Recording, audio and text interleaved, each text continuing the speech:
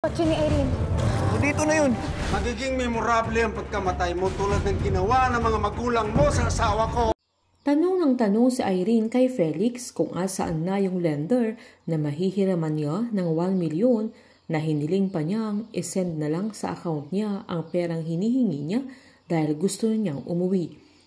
Nagpalusot pa si Felix na gusto siyang makilala ng personal kaya hindi pa siya pwedeng umuwi nang alam naman ni Irene ay fan niya na feeling niya ay sikat siya sa social media na giniit pa niya kung magpapapicture siya sa kanya doon ay tatanggi siya dahil pangit ang lighting doon, sabay tinanaw niya sa ibaba at sinabing parang may namatay na sa lugar na yon. Dahil sa nainip na siya ay sinubukan niyang hiramin ang phone ni Felix dahil nawala niya ang cellphone niya para may pagkabisihan lang siya, sabay nangako siyang hindi niya pakikialaman ang gallery sa cellphone ni Felix dahil hindi siya interesado sa kanya kaya pinahiram ito ni Felix. Habang pinakita naman ni Edward kay Bettina ang mga larawan noong pinaimbestigahan niya si Charles Stone pagkatapos siyang bugbugin,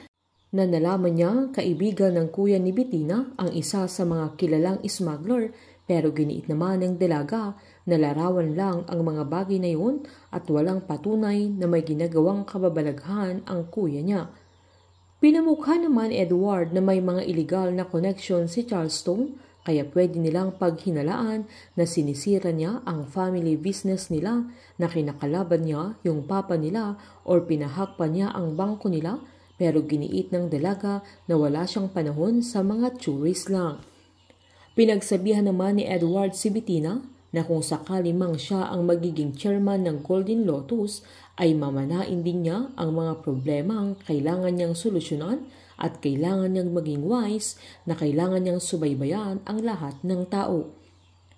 Habang pinuntahan naman ni Charles Stone ang isa sa mga kilala niyang hacker upang tanungin kung sila ang nag-hack sa bangko nila pero dininay ito ni Santi. Pero giniit naman ni Charles Stone na may isip na siya na nalaman niyang na-transfer na sa ibang account ang mga nanakaw sa kanilang bangko kaya naniniwala siyang professional hacker ang gumawa nito at hindi lang iisang tao kundi isang sindikato. Giniit naman ni Santi na hindi nila gagawin yon dahil may pinagsamahan sila kaya sinabihan agad siya ni Charles Stone na kung hindi sila ay babayaran niya si Santi at pinakita ang isang bag na pera, sabay sabing sa kanya na yon basta malaman niya kung sinong nag-hack sa GLC na agad namang tinanggap ni Santi. Habang sinadya naman nila Snoop at Bingo na puntahan si Mang Balong para makakuha sila ng tip tungkol kay Irene. Pinaliwanag nila Bingo na andoon sila para gawin na nila ang vlog nila sa bahay nila pero giniit naman ni Mang Balong na bumalik na lang sila dahil may lakad siya kaya agad tinanong ni Bingo kung pwede silang sumama pero naggalit si Mang Balong sabay sinabihan silang umalis na pero saktong may tumawag sa matanda kaya nalaman niyang magkakilala sila Bingo at Caroline kaya hindi natuloy na nakidnap si Caroline dahil tinulungan siya ni Bingo kaya binilin niya ang binata na doon muna sila at huwag muna silang umalis. Habang naabutan na ng gabi sila Irene at Felix pero wala pa rin ang kikitain nilang tao habang gamit pa ni Irene ang cellphone ni Felix na sinabihan pa niya ang binata na wala siyang message dahil walang nagmamahal sa kanya. Habang nang buksan niya ang message ni Caroline sa kanya ay nakita niya ang finorward ng kapatid niya na mukha ni Felix sabay sinabi niyang siya ang kidnapper niya kaya kinabahan na siya na nagawa niyang i-scroll ang gallery ni Felix kaya nalaman niyang masamang tao ang binata.